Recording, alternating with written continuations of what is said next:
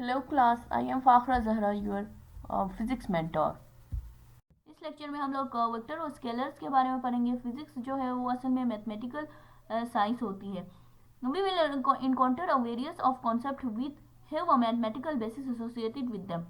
ठीक है, the motion of object can be described by the word such as distance, displacement, position, speed, velocity and the acceleration.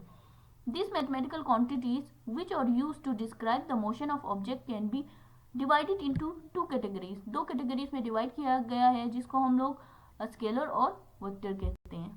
These two categories can be distinguished या differentiated from one another by their distinct definition. इनके definition की वजह से ये scalar और vector एक दूसरे से मुख्तलिफ है.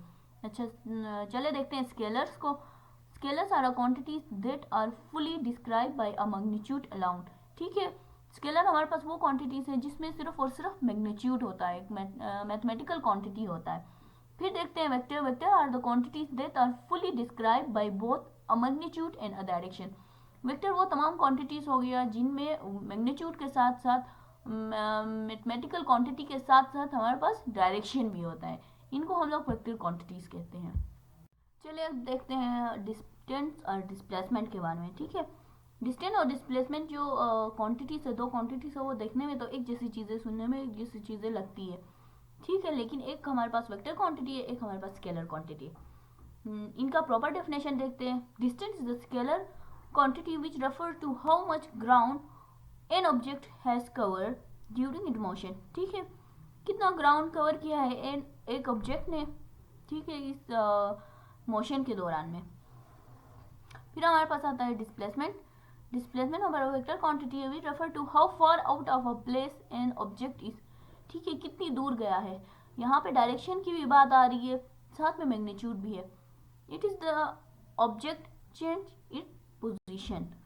असल में पोजिशन ऑफ ऑब्जेक्ट है वो डिस्क्रिप्शन है इसकी लोकेशन के बारे में. ठीक है, अब पोजिशन को जानने के लिए, ऑब्जेक्ट के पोजिशन को जानने के लिए we must know the distance and the direction from a known origin. ठीक है, हमें नॉन ओरिजिन से इसका डिस्टेंस और डायरेक्शन का पता होना ज़रूरी है पोजीशन को मालूम करने के लिए. मतलब रेफरेंस पॉइंट का पता होना ज़रूरी है पोजीशन को मालूम करने के लिए. Example, a physics teacher work 4 metre east. ठीक है, एक फिजिक्स का टीचर है जो 4 मीटर ईस्ट की तरफ मूव कर रहा है. 2 मीटर साउथ, 2 मीटर साउथ की तरफ मूव कर रहा है. 4 मीटर वेस्ट की तरफ मूव कर रहा है. एंड फाइनली 2 मीटर नॉर्थ, और फाइनली क्या कर रहा है, 2 मीटर नॉर्थ की तरफ मूव कर रहा है. चलिए अब देखते हैं फ्रेम ऑफ रेफरेंस या reference point. Frame of reference is usually considered as origin and position of moving object is given by x, y and z coordinates. ठीक है, to locate the position of object we need a frame of reference. पोजीशन को जानने के लिए, ठीक है, हमें फ्रेम ऑफ रेफरेंस की ज़रूरत पड़ती है. कोई रेफरेंस पॉइंट की ज़रूरत पड़ती है कि किस जगह से कहाँ तक. अच्छा, सबसे पहले जो पॉइंट है वो है convenient way to set up a frame of reference is to choose 3 mutual perpendicular axis and name them x, y and z coordinates. फिर उसके बाद दूसरा जो पॉइंट है, the coordinate x, y, z of a particle, then specify the position of object with respect to that frame. Third जो point है, if any one or more coordinate change with time. ठीक है, इनमें से x, y, z में से कोई एक या दो या तीनों चेंज हो रहे हैं तो then we say टाइम के साथ साथ तीनों चेंज हो रहे हैं, एक चेंज हो रहे हैं या दो चेंज हो रहे हैं तो हम लोग क्या कहते हैं, then we say that the object is moving with respect to this frame. चलिए अब देखते हैं टाइप ऑफ मोशंस. मोशन की कितनी टाइप्स होती हैं.